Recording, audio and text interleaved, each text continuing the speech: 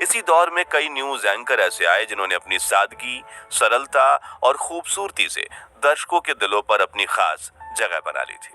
और आज के इस वीडियो में दूरदर्शन के उन 10 सबसे मशहूर न्यूज एंकर्स की हम बात करेंगे जिन्होंने न्यूज को अपनी जिम्मेदारी समझते हुए कई सालों तक दर्शकों तक देश दुनिया की सच्ची खबरें पहुंचाई थी। तो पूरा वीडियो जरूर देखिएगा क्योंकि आज आपकी भूली बिसरी यादें ताजा होने वाली हैं। तो इस लिस्ट में सबसे पहले स्थान पर अपनी जगह बनाई है प्रतिमा पुरी ने।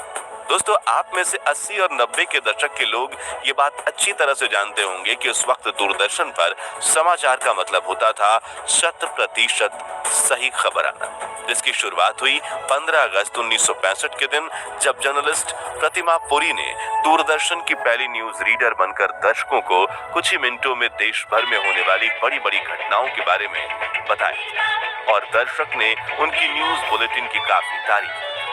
वैसे प्रतिमा का जन्म शिमला में एक गोरखा परिवार में हुआ था, जहां बचपन में उनका नाम विद्या रावत रखा गया था। लेकिन फिर वो दिल्ली आई और उन्होंने दिल्ली यूनिवर्सिटी से अपनी डिग्री पूरी की, जिसके बाद अपने होम टाउन जाकर ऑल इंडिया रेडियो में अपना करियर शुरू किया, जिसके 6 सालों बाद 1965 में उन्हें दूरदर्शन में न्यूज एंकर के तौर पर काम मिला। प्रतिमा जी को लोग उनकी सादगी, सरलता, मधुर आवाज की वजह से काफी पसंद करते थे। बुलेटिन के अलावा प्रतिमा ने कई एक्टर्स, पॉलिटिशियन और पहली बार स्पेस में जाने वाले एस्ट्रोनॉट यूरी गागरिन का भी इंटरव्यू लिया था। प्रतिमा जी अगले 2 सालों तक दूरदर्शन का चेहरा बनी रही, लेकिन फिर सन 1970 में उन्होंने रिटायरमेंट लेने का निर्णय लिया और दूरदर्शन ने उनकी रिप्लेसमेंट के तौर पर सलमा सुल्तान को अपनी न्यूज रीडर बनाया। सलमा सुल्तान अनोखे तरीके से पहनी साड़ी, बालों में लगा गुलाब और गालों में डिंपल के साथ मीठी आवाज दर्शकों के दिलों की धड़कन बढ़ा देती थी और उन्हें न्यूज रीड करता देख लोगों के चेहरे पर मुस्कुराहट आ जाती थी। उनकी खूबसूरती के सामने तो बॉलीवुड की एक्ट्रेस की सुंदरता भी फीकी पड़ जाती थी। एक इंटरव्यू में सलमा ने बताया था कि उस वक्त उनके पास हर साड़ी के साथ मैच करके पहनने के लिए उतने ब्लाउज नहीं थे, इसलिए उन्होंने अपने ब्लाउज को छिपाने के लिए वी शेप में आगे की तरफ साड़ी पहनना शुरू किया था। लेकिन वो नहीं जानती थी कि उनकी ये मजबूरी काफी बड़ा फैशन ट्रेंड बन जाएगी और देश की हर लड़की उनकी तरह साड़ी पहनने लगेगी। सलमा ने 1967 से लेकर 1997 तक 30 सालों तक दूरदर्शन में एंकर के तौर पर काम किया।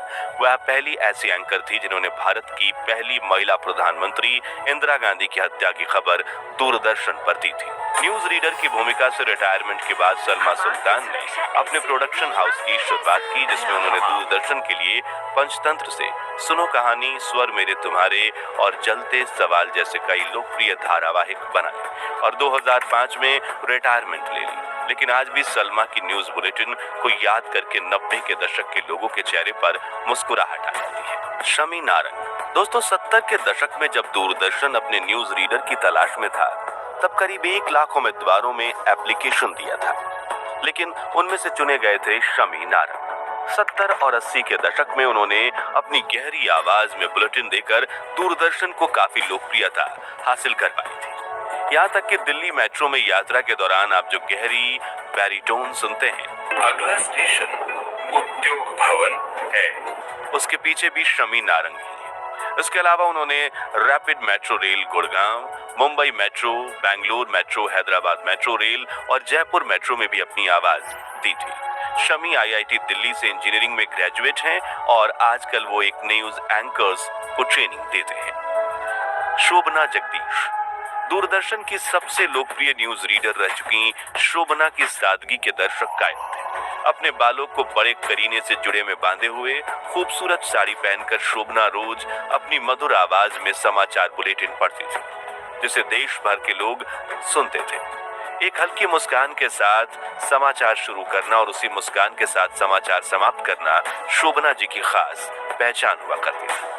वहीं शोभना जी और शमी साहब ने कुछ बार दूरदर्शन पर गानों की महफिल भी सजाई थी। समा है खुशी का, नए हैं इरादे, दुनिया के सारे हमको भुला दे, जिसे दर्शकों ने काफी पसंद किया था। जीवी रमन। शायद मॉडर्न जनरेशन जीवी रमन के नाम से परिचित ना हो, लेकिन 80 के दशक में वो दूरदर्शन के नंबर 1 मेल न्यूज एंकर रह चुके हैं। दिल्ली यूनिवर्सिटी में शिवाजी कॉलेज में इकोनॉमिक्स पढ़ाने वाले रमन जी साल 1973 में दूरदर्शन से जुड़े थे और अगले 30 सालों तक उन्होंने दूरदर्शन के साथ समाचार वाचक का कार्य किया। यहाँ एक दिलचस्प बात यह है कि प्रोफेसर होने की वजह से उनके बोलने का तरीका काफी बेहतरीन था, इसलिए उनके दोस्त ने उन्हें दूरदर्शन का ऑडिशन देने के लिए कहा था और वो मजाक में इंटरव्यू के लिए भी चले गए, जहां वाकई में उनका सिलेक्शन हो गया। दूरदर्शन पर जीवी रमन जी ने ही राजीव गांधी की मौत की खबर दी थी, जिसे लेकर उन्होंने एक इंटरव्यू में बताया था कि मैंने दूरदर्शन में हजारों बुलेटिन पढ़े, पर सबसे यादगार बुलेटिन था जिसमें राजीव गांधी की मौत की खबर देश को सुनानी थी। अब भी उस बुलेटिन की यादें ताजा हैं। बेहद कठोर था उसे पढ़ना। मुझे याद है उस दिन दूरदर्शन के न्यूज रूम का माहौल बेहद गमगीन माहौल था। मैंने जैसे तैसे खबर को पढ़ा। खबर पढ़ते वक्त मेरे होंठ लड़खड़ा रहे थे और मानसिक स्थिति काफी कमजोर हो गई थी। हालांकि दोस्तों, साल 2014 में 68 साल की उम्र में उन्होंने इस दुनिया को अलविदा कहा, लेकिन वो आज भी न्यूज एंकर्स के लिए प्रेरणा स्रोत बने हुए हैं। सरला महेश्वरी, खुश रंग चेहरा, हसीन हस्ती, सादगी और संजीदगी की मूर्ति, ठीक ऐसी थी दर्शकों पर अपना जादू चलाने वाली सरला महेश्वरी। दोस्तों, सीधे पल्ले की गुजराती साड़ी पहनकर बालों में सादगी से संवारकर जब वो टीवी पर आती, उनका चेहरा देखने वालों की आंखों में चमक उठता। कहा जाता है कि सरला जी ने दुनिया को ये दिखाया कि टीवी की भरचक दुनिया में भी सादगी, सरलता और शिष्टता की अलग ही अहमियत है और बगैर दिखावट के भी आप दर्शकों के दिलों में अपनी जगह बना सकते हैं। आपको बता दें कि सरला जी ने 1976 में दूरदर्शन के साथ अपना करियर शुरू किया था, लेकिन उन्हें बतौर रीडर टीवी स्क्रीन पर आने का मौका 1982 में मिला, जिसके 2 साल बाद सन 1984 में सरला अपने पति के साथ इंग्लैंड चली गईं, जहां उन्होंने बीबीसी के साथ काम किया। लेकिन फिर 1988 में भारत आकर दूरदर्शन में ही अपना करियर आगे बढ़ाया और साल 2005 तक वो हमें दूरदर्शन पर दिखती रहीं, जिसके बाद उन्होंने रिटायरमेंट ले ली। अविनाश कौर शरी, सिख परिवार में जन्मी अविनाश ने दिल्ली यूनिवर्सिटी से ग्रेजुएशन की थी, जिसके बाद साल 1970 में उन्होंने एक न्यूज रीडर के तौर पर अपने करियर की शुरुआत की। चेहरे पर एक खूबसूरत मुस्कान और माथे पर बड़ी सी बिंदी लगाए अविनाश शरीन अपने जमाने में बच्चों से लेकर बड़ों तक हर दर्शक का पसंदीदा चेहरा हुआ करती थी। उनकी आवाज में ठहराव था जो दर्शकों के दिल को सुकून पहुंचाता था। अविनाश की लोकप्रियता का अंदाजा आप इसी बात से लगा सकते हैं कि इत्तेफाक से उनकी तबीयत तभी बिगड़ी थी जब 1984 में देश भर में सिख दंगे हो रहे थे। हालांकि अविनाश कौर ने अपनी हेल्थ को ठीक करने के लिए 1 महीने की छुट्टी ली थी, लेकिन दर्शक उन्हें लेकर इतने चिंतित हो गए थे कि उन्होंने दूरदर्शन की दिल्ली ऑफिस में पत्र भेजना शुरू कर दिए थे। इन लाखों लेटर्स में से एक लेटर राष्ट्रपति भवन से भी था और महीने भर बाद जब अविनाश कौर फिर से बुलेटिन पढ़ते दिखी, तब दर्शकों की जान में जान आई। नीति रविंद्रन, दोस्तों 80 और 90 के दशक में दूरदर्शन पर जिस एंकर की आवाज का जादू चलता था वो थी नीति रविंद्रन। उनकी आवाज काफी अनोखी और मधुर थी।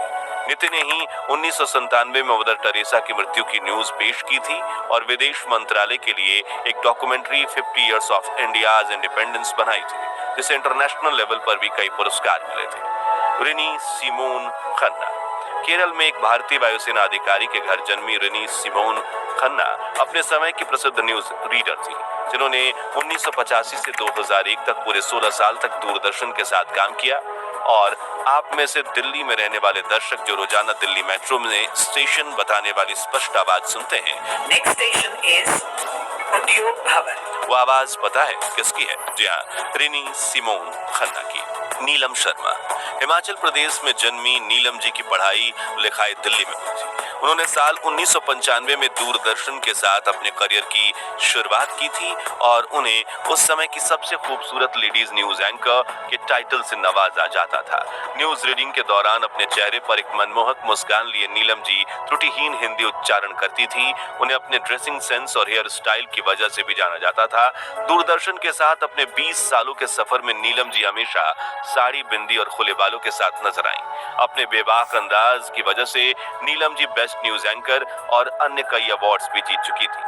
वहीं 2019 में पूर्व राष्ट्रपति रामनाथ सिंह कोविंद ने उन्हें नारी शक्ति सम्मान से भी नवाजा था, मगर 17 अगस्त 2019 के दिन महज 49 साल की उम्र में नीलम शर्मा जी का निधन हो गया। जानकारी के मुताबिक वो कैंसर जैसी गंभीर बीमारी से पीड़ित थी। तो दोस्तों 80 और 90 के दशक के इन लोकप्रिय न्यूज एंकर्स में से आपके पसंदीदा न्यूज रिपोर्टर कौन थे और अभी की न्यूज चैनल्स के मुकाबले दूरदर्शन समाचार की क्या खासियत थी,